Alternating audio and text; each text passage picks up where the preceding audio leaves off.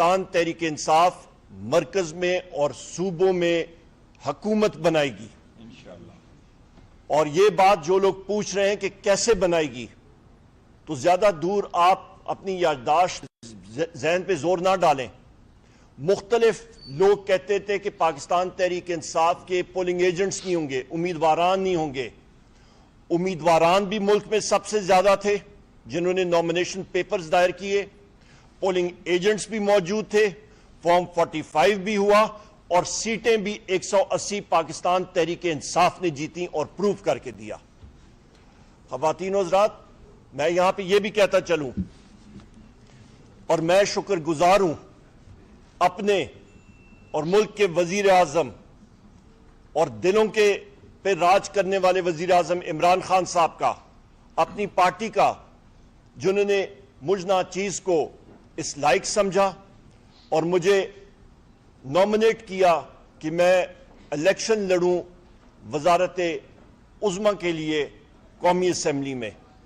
انشاءاللہ تعالی یہ جیت پاکستان تحریک انصاف کی ہوگی، یہ جیت انشاءاللہ تعالی وزیر اعظم عمران خان صاحب کی ہوگی۔ اور یہ بھی میں کہتا چلوں کہ یہ کرسی دلوں پہ راج کرنے والے وزیر اعظم عمران خان صاحب کی امانت ہے۔ ہمارا یہی آبجیکٹو ہوگا، ہمارا یہی ہدف ہے کہ ہم جتنے الیکٹڈ ساتھی پاکستان تحریک انصاف کے، جس وقت ہم جائیں گے قومی اور صوبائی اسمبلیوں میں، ہمارا سب سے پہلے ہدف ہے کہ جناب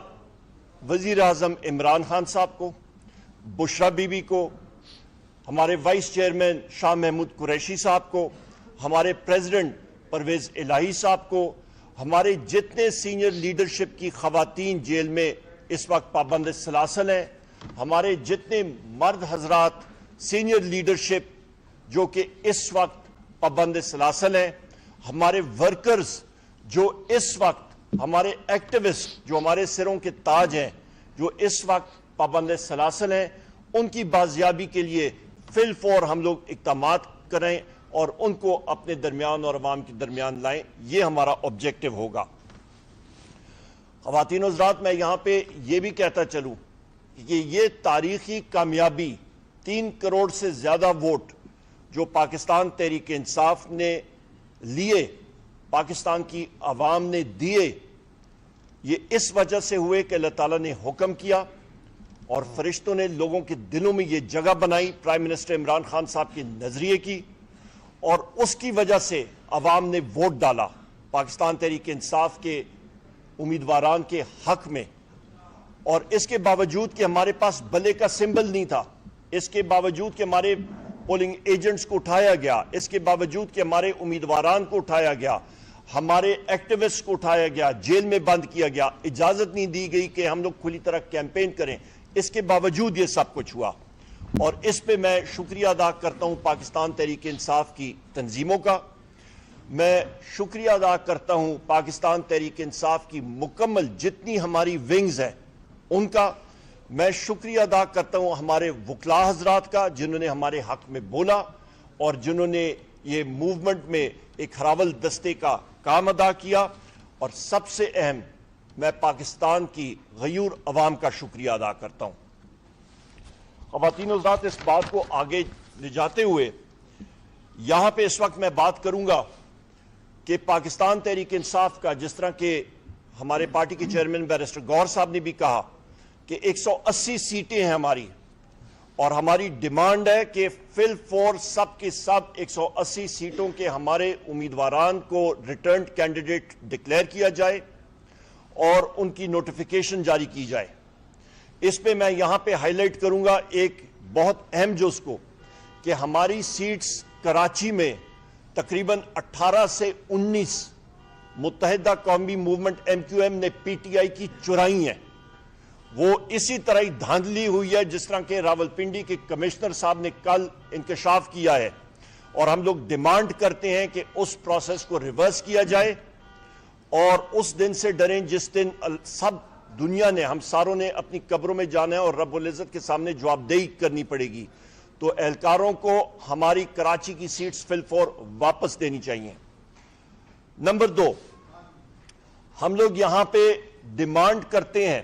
کہ جو راولپنڈی کے کمشنر صاحب نے، لیاقت چٹھا صاحب نے کل پریس کانفرنس کی ہے، کمشنر خواتین و حضرات ایک بہت اہم پوزیشن پہ ہوتا ہے، ڈیپٹی کمشنرز، اسسٹنٹ کمشنرز اور ایک انتظامیہ کے جتنے لوگ امور جو گورنمنٹ کی مشینری ہوتی ہے وہ ایک علاقے کے کمشنر کو رپورٹ کرتے ہیں، اور ایک کمشنر کا کام ہوتا ہے کہ نہ صرف ان اپنے ماتحت لوگوں کی ACR لکھنا، اینول کانفیڈنشل رپورٹ لکھنا، بلکہ روزمرہ کے ان کے ٹاسک اور ان کو ٹاسک کرنا اور ان سے رپورٹس لینا۔ تو لہٰذا ایک بہت اہم پوزیشن پہ جب ایک شخص اٹھ کے کہتا ہے کہ مجھ پہ میرا ضمیر جو ہے وہ مجھے یہ اجازت نہیں دے رہا تھا، اور میں نے یہ بات کی ہے، انکشاف کی ہے کہ 60 اور 70 ہزار لیڈز کے لوگوں کے خلاف ہم نے ٹھپے لگائے اور اس کو ہم نے ریورس کیا اس رزلٹ کو، لہٰذا یہ اس چیز کی علامت ہے کہ وہ جو لیڈ کی بات کر رہے ہیں کہ لیڈ تب آتی ہے جس وقت آپ کے حق میں ووٹ پڑیں، سو لہٰذا وہ لیڈز پاکستان تحریک انصاف کی تھی۔ ان کو فل فور بہت آسان ہے کہ وہ فارم 45 کی بنیاد پہ فارم 47 جو آپ کا سمری آف دا کاؤنٹ جس کو کہتے ہیں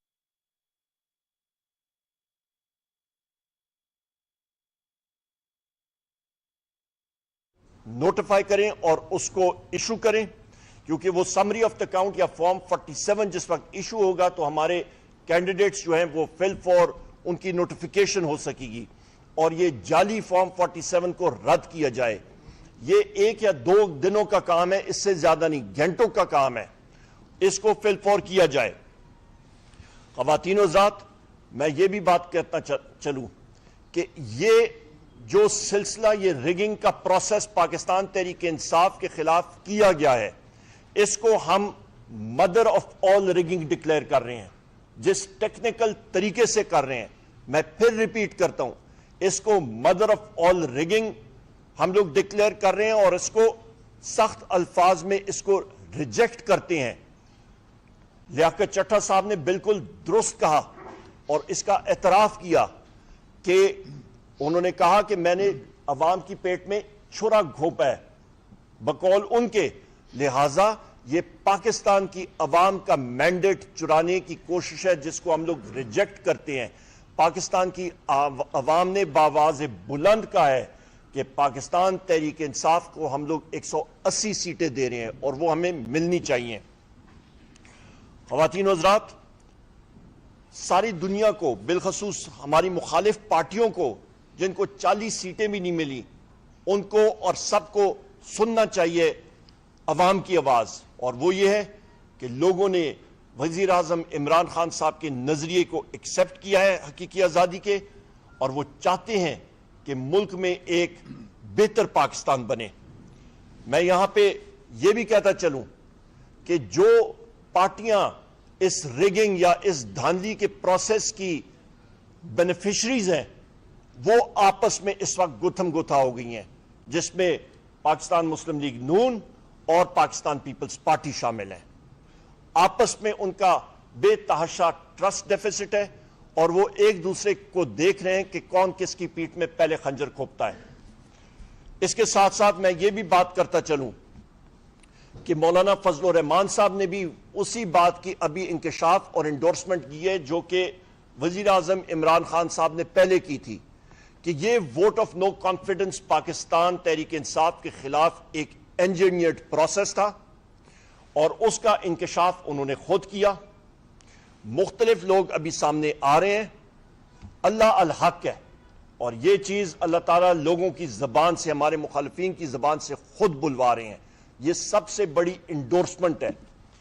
اس عمل میں مولانا فضل الرحمان نے بھی اس دھاندلی کے پروسیس کے حوالے سے بات کی ہے، اور انہوں نے بھی اس کا اعتراف کیا ہے۔ اس کے ساتھ ساتھ مختلف سیاسی پارٹیاں، جس پہ جی ڈی اے سندھ میں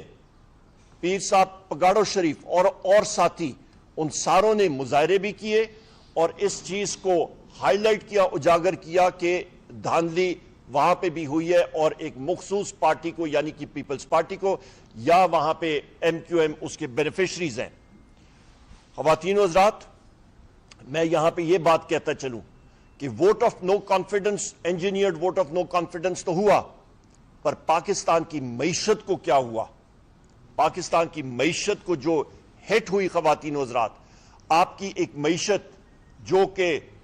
6% گروتھ ریٹ کے ساتھ چل رہی تھی, G D P growth rate, وہ اچانک ایک سال کے اندر اندر منفی 0.3% پہ آ گئی, منفی سے بھی نیچے. اس کا مطلب ہے معیشت کا حجم کم ہوا. وزیر اعظم عمران خان صاحب کے دور حکومت میں کووڈ کے باوجود جو آپ کی معیشت ہے اس کا حجم 6% سے بڑھ رہا تھا, پہیہ تیزی سے چڑھ رہا تھا, پیسوں کی ریل پیل تھی, ملازمتیں بن رہی تھیں, عوام خوشحال تھی, اور اچانک وہ حجم کم ہوا.